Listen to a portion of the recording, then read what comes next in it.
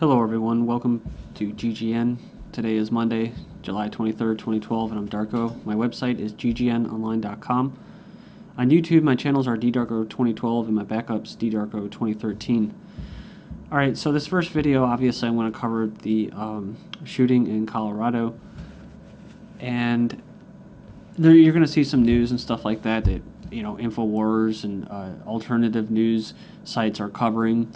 And I may have to bust this into two videos, and then in the third video I can cover what's going on in the Middle East, because to me personally, I don't think that you're going to get the connections that I'm going to make in this video and in the next and the third one that you're going to get in InfoWars, such as tying this with Israel and what's going on with the Olympics and what's going on with, obviously, the gun control, because it's all about gun control, gun control, gun control. That's all you're ever hearing, and that's playing into what's happening right now as far as the media demonizing people for doing what they normally do, which is, if you support your ability to defend yourself with arms and stuff like that, you know that situations like these are not good.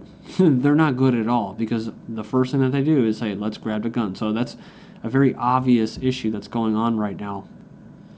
But there's also some underlying themes that are going on as far as actually it's like a preemptive strike right now on people who are dissenting, who are speaking out, and it's kind of going on the attack against them. So it's not just gun rights, it's about a whole different consensus that's going on right now at this particular time. And so, yeah, it is sad. I mean, I saw the picture of the guy in the courtroom and with his orange hair and that, and he just looked very sad, and when I was compiling all this information, all this news, I did actually cry. I mean, because to me it hurts to see all this, and then to see just the hardcore, not just programming, but the hardcore PsyOps that are going on behind the scenes for people who are trying to call this out for what it is, which is a huge psychological operation, like one of the biggest since Columbine, which is why they're calling it another Columbine, which is why it was in Denver, Colorado. And so I'm going to hopefully be able to tie all this in together, and just to show, because you shouldn't feel guilty for wanting or feeling compelled to speak your mind about this issue, and not just saying, well, you're politicizing an issue that should be sad. Of course I'm sad for these people that were shot. I mean, I personally think it would be better if someone in that audience got up and put a bullet through this guy's head, or the second or third shooter, or his intelligence handler that was actually handling this sick individual. That would have probably ended a lot of the violence, but it didn't. So, the whole point of this argument is so that in the future people will be able to be armed when they're at a university, when they're in a hospital, or when they're in a movie theater, and some, quote, lone nut who happened to be a brilliant dude, that's what they're calling him, not a dummy, is able to get away with something like this because people passively sit by, and they literally said they played dead during all this. They thought it was a big show as part of the movie. I mean, that's how conditioned people are, to sit there and let people get slaughtered right in front of their eyes and not do a god dang thing. So I am going to do a god dang thing, and I'm going to talk about it. Alright, so yeah, this first article that I have up is Vigil for Colorado Victims Draws Columbine Survivors. So it says here, this is the individual right there, Anne Marie Hochhalter, whatever, wearing a silver cross runner neck, sat in front row of a vigil for the victims of the Colorado Theater Massacre. Her connections to those wounded in the attack early Friday at an Aurora movie theater was closer than most. Paralyzed in the 1999 Columbine Massacre, the 30-year-old said she can offer little hope to the victims and loved ones and survivors. So I would tell them that with time it gets better, but it never goes away, which is basically the same thing that the mayor, Aurora mayor, and basically all the bigwigs, the mayors and the owners of the place, the theater, they all said the same thing. It's tough, but the only way around this is through it. And It doesn't go away. So this is supposed to imprint the masses. That's why I say it is very likely a psychological operation, especially when it goes back to Columbine, where these two individuals that carried out this operation, their parents were associated with what? With black ops or the government, that they worked for the government, just like this individual. His father worked with the Navy and wrote naval research papers. So, and of course, in the early 90s, you had what? A big push for gun control. So, something I didn't even think about is Norway remembers victims of bombing. This was exactly 1 year.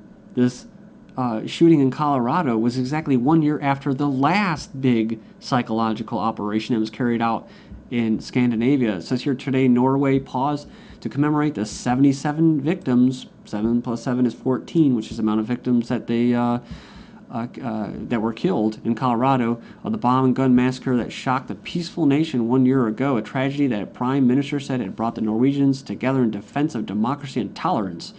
So, yeah. So I mean, and what they have a rose, right? A red rose. And we all know what that comes from, right? The Rosy Cross, the Rosy Christians. So it's associated with what? Freemasons, the Blazing Star, which is in Luciferianism, and all the way back to Egypt. So these are symbols they put right out in front of you that most people don't understand. They're telling you who did this, who's behind it. Remember this: Breivik-style lone wolf is deadliest threat to the London 2012 Olympic Games. So. And this is what they got, right? A year after Breivik's massacre, Norway tightens anti-terror laws. So they were a peaceful nation. Now they have anti-terror laws like in America. But just like in America, it's the same rhetoric, which is what? The country will maintain its open and democratic character as they spy on all your citizens. And the media and especially authorities are referring to this Colorado shooter as a lone wolf. So that's why you'll see articles like this, lone gunman, always a law enforcement challenge. Now, what I found was kind of unique was that usually they'll talk about these lone gunmen, the Pentagon shooters, the Fort Hood shooter, the Virginia Tech, is that these lone gunmen are what? They're lackeys, they're failures, they're not that bright. Now, this is the first time they're actually referring to this individual as brilliant and smart and everything, but they're still playing the what? Oh, he had no friends, no one, right? So, and anytime you hear lone gunman, like every other story, there's always reported to be 1, 2, 3 other people reported on the scene, such as this one, in this case.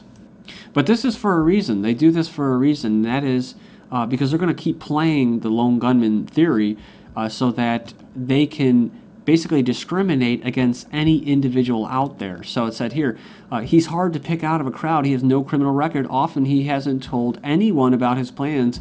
He's compiled a weapons cache legally, usually through CIA, NSA, Black Ops type operations that arm him. He doesn't show up on any law enforcement radar until he's acted, like the Christmas Day bomber who was actually escorted on the plane by a sharp-dressed man, was flagged as a terrorist threat, and all sorts of different red flags that popped up that this guy was escorted, and he was actually, FBI admitted that he was an FBI asset. So the threat of the lone offender has become such a concern that the FBI in 2009 created more than a 25-member task force to identify common behavioral traits and characteristics.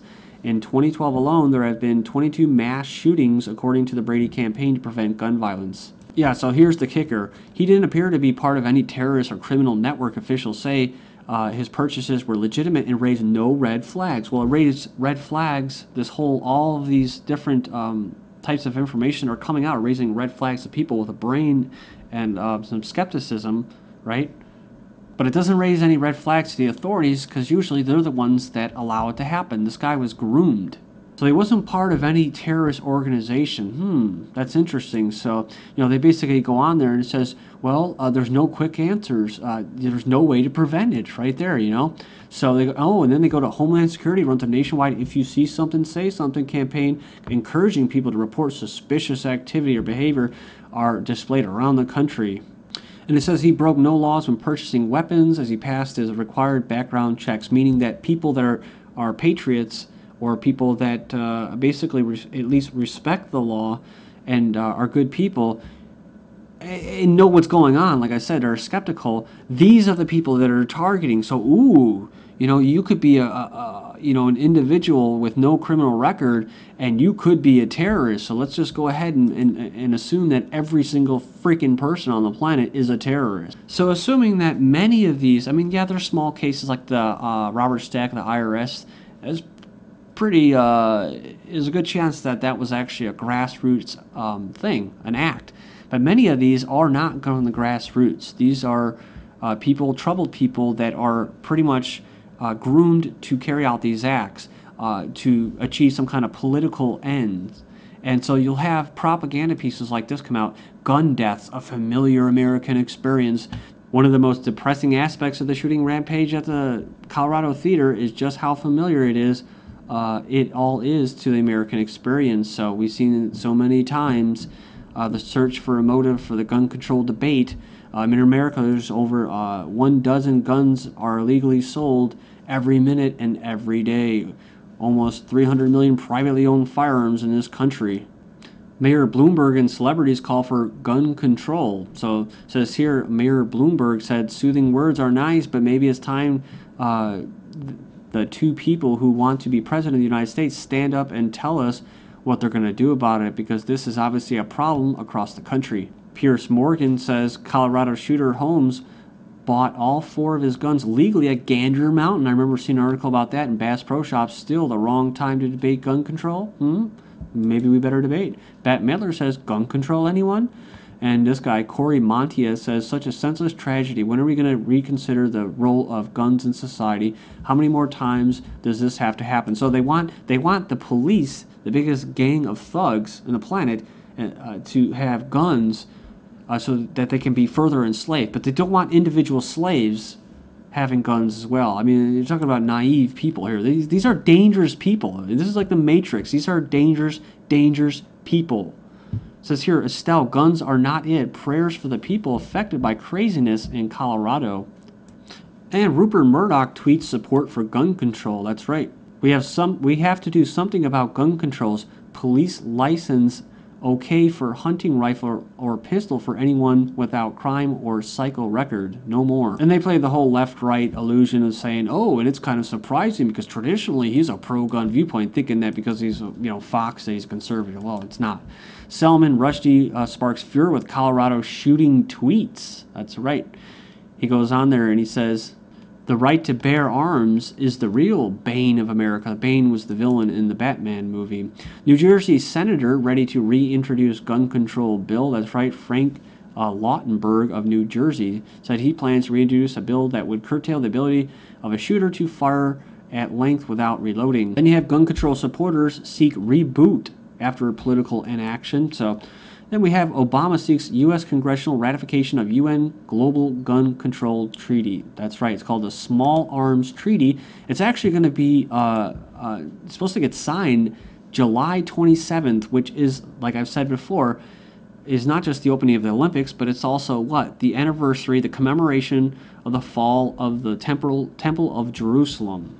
So it'll empower the UN to literally force the U.S. government to enact an internationally agreed licensing requirements for Americans, confiscate and destroy unauthorized firearms of citizens while allowing the U.S. government to keep theirs, ban trade, safe and private ownership of semi-automatic guns, create and mandate international registry to organize and encompassing gun confiscation in America. And they say it's all in the guise of terrorism. So there you go. It says here the treaty will be negotiated at a global conference under the auspices of the United Nations from July 2nd to the 27th, 2012 in New York. So calls for gun control stir little support. So there's no support in America really for this, but they're going to put out this stuff. Left blames Aurora shooting on Rush Limbaugh. Now we've all heard this, right?